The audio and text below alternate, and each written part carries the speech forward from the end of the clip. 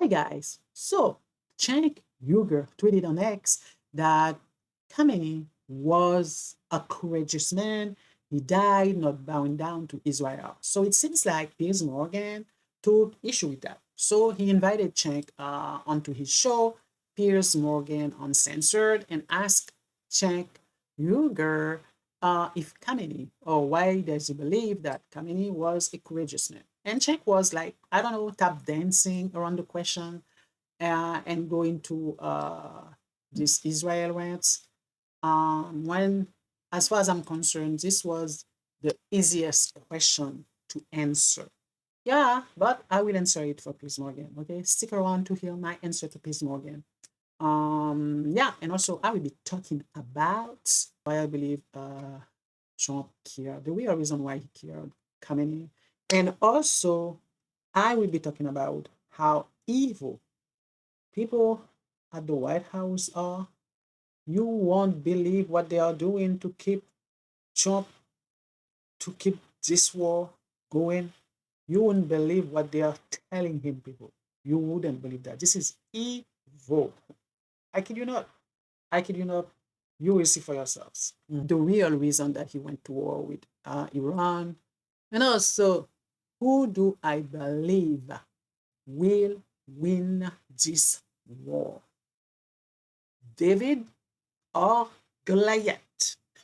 because because it sure heck has a David and a Goliath. But will David win this time around? Well, I'll let you know. Without further ado, people, why don't we get right into this video? Let's get right into it. Let's watch this. Are you ready for it?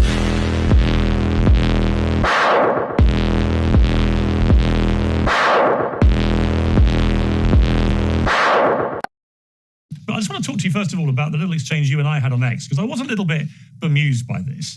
You posted this on Sunday. I criticized Iran's supreme leader, Ali Khamenei, 1,000 times. He was oppressing his own people and preventing democracy. But there's one thing you can't take away from him. He died on his own 2 feet instead of kneeling to Israel. That took courage. He didn't bow.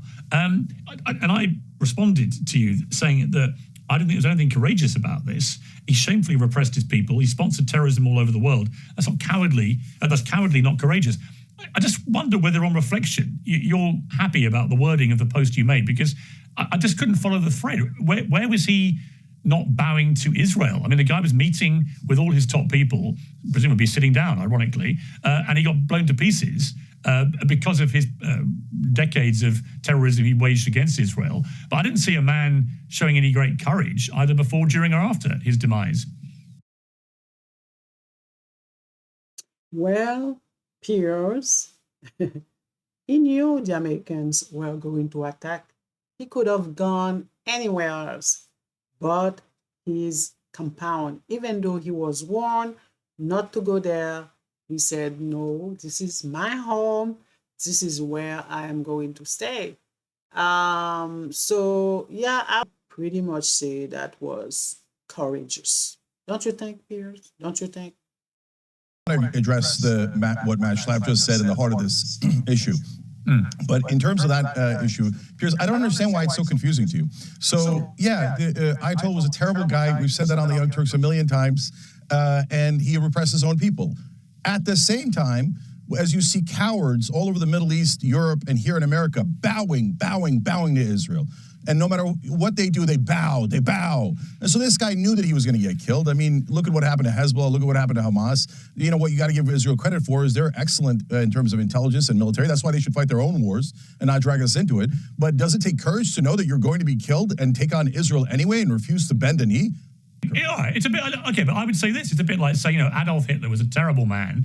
But because part of him may have thought, well, I may...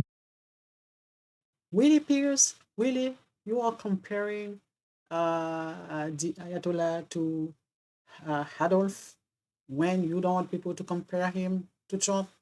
Go figure. Go figure. end up dead if I pursue this policy of wanting global domination through Holocaust and other means, that somehow that was an act of courage. It wasn't. Well, That is your own opinion, and you are entitled to it, Piers. But still doesn't make your opinion true. Okay. First of all, I think Cenk should have answered Pierre's question by a question. Yes, he should have asked Pierce, do you believe that Trump is a courageous man? Seriously, I would be curious of his answer. But I've already known what his answer would have been. Second of all, yes, yes, yes, Khamenei was a courageous man and also a better man than Trump. If you ask me, my humble opinion, you want to know why I say that? Well, let's watch this. Think of this. The one guy in Iran that blocked for 36 years Iran's ability to develop a nuclear weapon. The one man who stood in the way, who said, we will not build a nuclear weapon, that's the guy the United States killed. So we're sitting there saying that, oh yeah, we're doing this so Iran doesn't threaten the world with a nuke. The Ayatollah Khamenei, 36 years ago, issued a fatwa, said, no, that is evil. We're not going to go down that path. And the United States killed him, or the Israelis did, or both. Well, before I hear anyone say that this guy is lying, why don't we hear it from a member of the Trump's administration? Yeah, let's hear. The IC continues to assess that Iran is not building a nuclear weapon, and Supreme Leader Khamenei has not authorized the nuclear weapons program that he suspended in 2003. Well, did you hear that? Did you hear that? Supreme Leader, the Ayatollah, didn't give any authorization of any nuclear programs. Here it is. She was telling the truth then, but I know Trump got to her and she had to change her mind after. But we all know she was telling the truth then. So this guy before what he said, it is true. It is so true. Okay. So guy, yes, you heard that. You heard that. And also, people, here is why I also believe, yes, this guy, Khamenei, was a courageous man. After American, okay, invaded Iran, killing their top general. That was last year with no provocation, people. No provocation, okay? Then they went back again. This time, they bombarded their sites. What did Khamenei do, people? What did he do? Huh? He didn't want to kill Americans, okay? He warned the Trump's administration when and where he was going to strike in retaliation so they can evacuate the people. So tell me again, who would have done that? Does anyone believe that Trump would have done that? No, he wouldn't have done that. And we all know it. And Piers Morgan saying that the Ayatollah oppressed his people, he killed his people. Really? Really? Let's see. What did Trump do? What did Trump do? He deployed the National Guard on the Democrats' cities to manhandle the people. He have his eyes people rounding up people in the streets and putting them in concentration camps. Huh? ICE killed 2 people and other people that they've been hiding. And how many people died, Piers Morgan? How many people died because Trump was trying to cover up COVID, lying to the American people about COVID? How many people died because they didn't want to take the vaccine? How many people died because Trump said COVID was a hoax? And Piers, so you're talking about Khamenei killing his own people? Trump didn't kill his own people? Not directly. Not directly, he did not. But because of his actions, they died. So it's the same thing with Khamenei. I don't think he killed these people with his own hands, the people that he killed, if he did. So how is it? How is Trump better than Khamenei, Piers Morgan?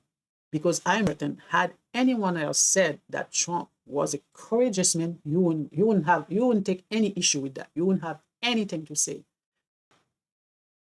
And Trump is calling Iran the bully of the Middle East when Trump is the bully of the Middle East, the bully of the world. Really? Trump has many wars going on right now. Come on, people. Come on. So, people, what happened? Last year, Trump said this.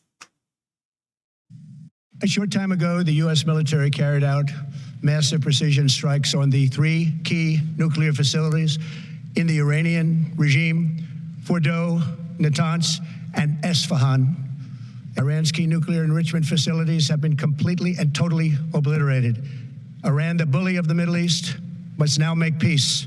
So, people, I would like to know what happened. Trump said he obliterated the sites. So, if you obliterated it, what the heck are you doing in Iran right now? Why did you invade again? Huh? Why did you invade again, Trump? Why don't you tell the people? Tell us. You need to tell the people why you are over there, given that you obliterated it. They did it with precision. So what happened? What happened? So here's the reason Trump is given as to why he wants to invade Iran. Iran, the bully of the Middle East, must now make peace.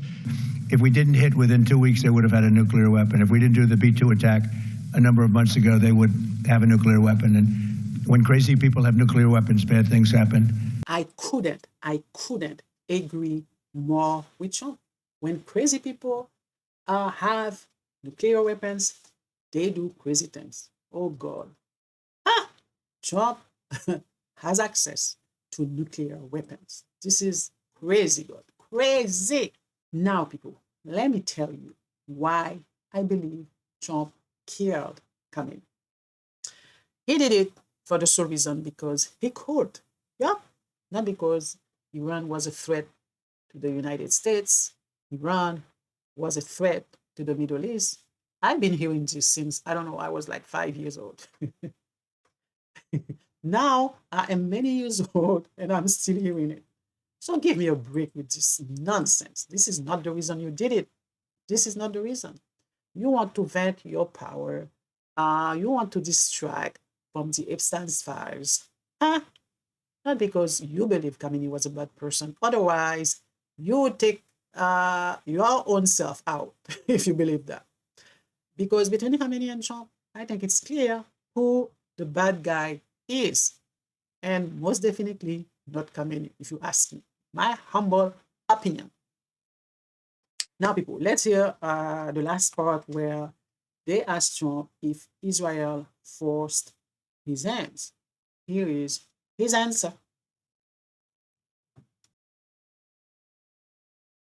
President, did Israel force your hand to launch these strikes against Iran? Did Netanyahu pull the United States into this war? No, I might have forced their hand.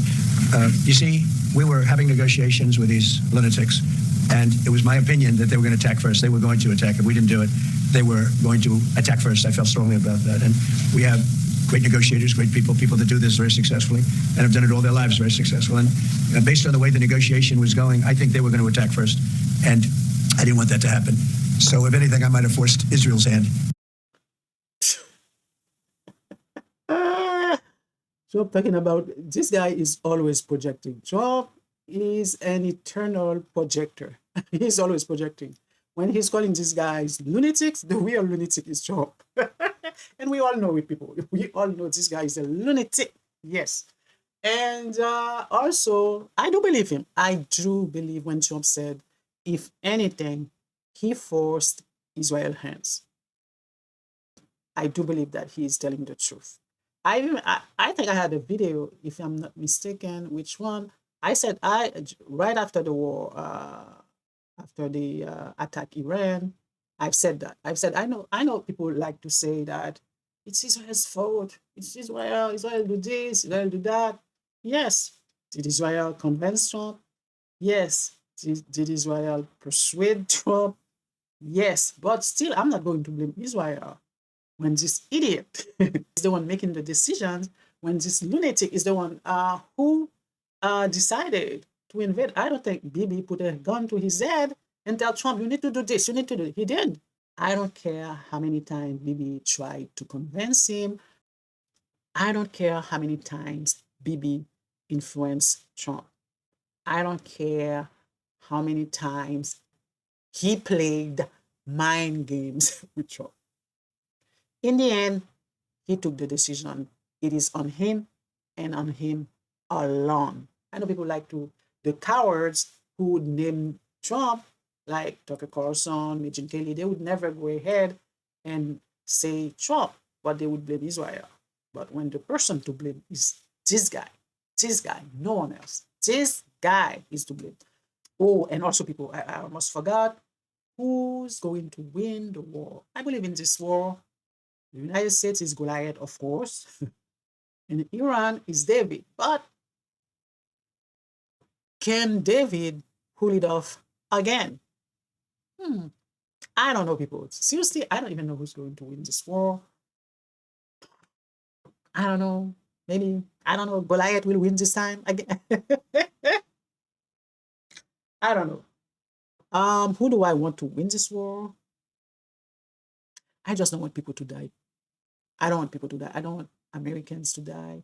I don't want Iranians to die. I don't want any other people to die. I hate that. I hate to see people dying. The people that Trump surrounds himself with are evil. People in his administration, they were telling him, showing him poor numbers, telling him that the Americans support the war at 90%. This is what they are telling him at the White House. I kid you not. Tucker Carlson said it, that he called the White House. He told them that he was coming to see Trump, trying to dissuade him to withdraw the troops, claiming victory, and get out of there. That's what he called the White House. He said, I'm coming to see Trump. They said, no, don't bother, because people at the White House are showing him polls that say that, well, the American people support the war at 90%. This is why there is no one who can change his mind. And I don't know where these people saw these polls, people. There is no poll I've seen out there that showed that Trump is pulling 90% for this war. People support him. So these people must have, I don't know, fabricated these polls and showing it to him. I don't know if people know how grave this is. We know how his brain functions. The minute he believes that people support him, he will go ahead and do whatever. Now he's going to put boots on the ground in Iran, 90 million people. It is going to be a massacre. I'm telling you, people, I'm telling you, this is what it's going to be if indeed he puts boots on the ground. I hope not. I hope not. I hope the soldiers refuse to go, but they won't do that. But if I were them, I would. I would desert. I'm not going to die for this war that Trump is trying to distract people from the Epstein's files, showing people how the American power is great, the army is great, the greatest army in the world. He wants to try this army. This is what's going on. If people if people want to go die for that, well, I don't know. I wouldn't. Anywho, guys, you know the drill. Don't forget to like this video, subscribe, and comment. Until next time. Ciao, ciao.